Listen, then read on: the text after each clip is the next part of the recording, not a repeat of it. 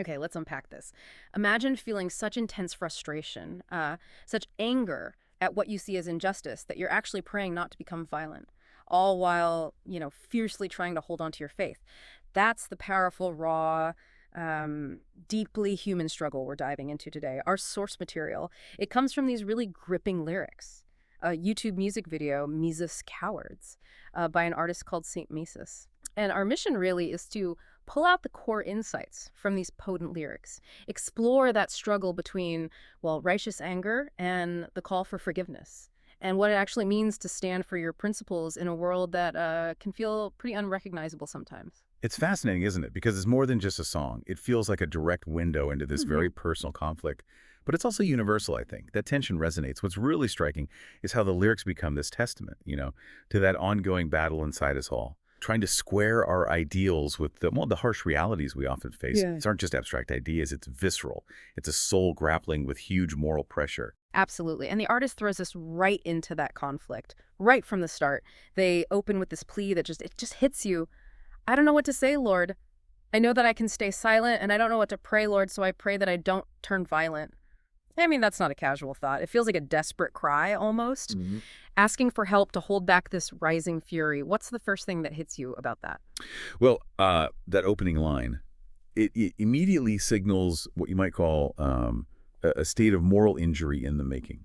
That deep distress you feel when you witness something or maybe even do something that goes against your deepest moral beliefs. The artist isn't just angry, they're actively fighting an impulse they see as destructive.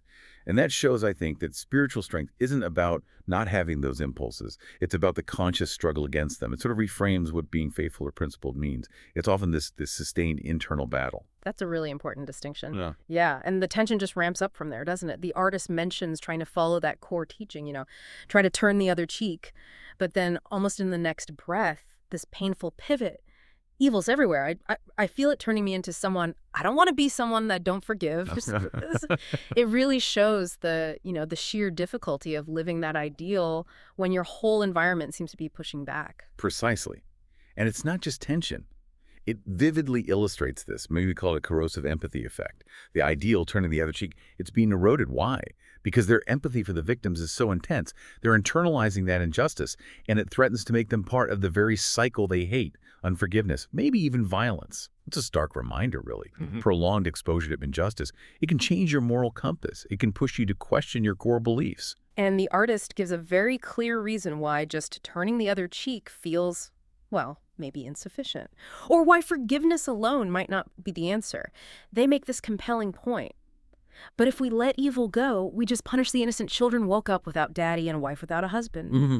It brings this really heartbreaking human cost right into the middle of it. It's not just personal forgiveness anymore, is it? It's about the cost of doing nothing. Right. And that's where you hit the paradox of forbearance, I think. Forgiveness is powerful, yes, transformative, often seen as, the cornerstone of spiritual peace. But these lyrics pose a tough ethical question.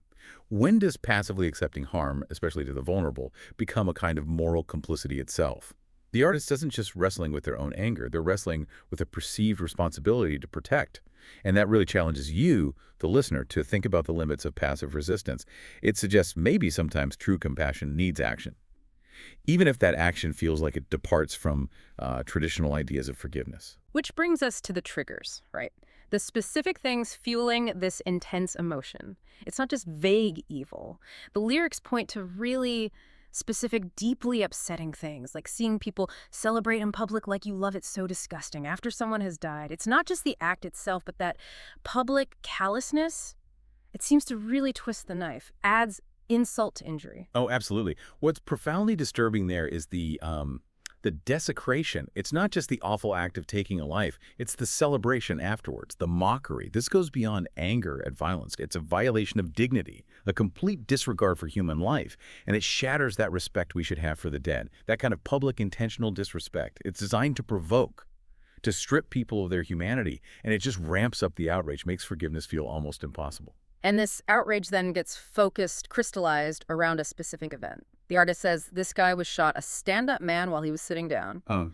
That really grounds the feeling of evil everywhere in something horrifyingly real. It gives the anger a sharp personal edge. That specificity is crucial. It moves from a general despair to, like you say, a concrete trauma is an example of what some thinkers might call the precarity of life, how easily life can be ended. Especially someone sitting down, vulnerable, trusting. The public celebration, then this specific act, Yeah. it creates this profound sense of existential disorientation. The artist isn't just observing evil anymore. They're experiencing a breakdown of the moral order they thought existed. Yeah, and that breakdown leads straight to this crushing feeling, this sense that the world they knew, it's gone, changed fundamentally. They say, I don't recognize the world that we live in now, which is just such a powerful statement of alienation, like the whole moral consensus has collapsed. Mhm. It speaks to a deep sense of what sociologists call anomie, that breakdown of social norms. When violence isn't just done but celebrated publicly, it tells the individual that the shared morality, the very fabric of it, has just unraveled. This isn't just disillusionment, it's a real crisis of meaning. The familiar moral landscape is suddenly foreign, alien, and it leaves the artist searching, for a new way to navigate this chaos. So, okay, given this chaotic world, this unrecognizable place, how does the artist then think about principles? About bravery? The lyrics give a really clear, almost defiant definition of courage versus cowardice. They say, rather be a man behind bars than a cow with living free. That's a startling line, isn't it? Choosing prison over a compromised freedom. It is startling. And this is where the lyrics really challenge our usual ideas of freedom and bravery. Sure. It leans into a kind of virtue ethics perspective. True freedom, from this viewpoint, isn't about being physically free. It's about the freedom of your conscience, the integrity of your moral code, the coward living free that implies someone who traded their core beliefs for comfort, maybe safety, living a kind of hollow life. So the idea is a life behind bars, but with your principles intact, is actually more valuable, more truly free. It's a powerful statement about inner conviction trumping outer circumstances. That's a really provocative way to put it. An inversion, almost. And then there's that other line that really stops you. A challenging statement about principles and enemies. Probably got no principles if you ain't got no enemies. That's a tough thought, right? It suggests that having strong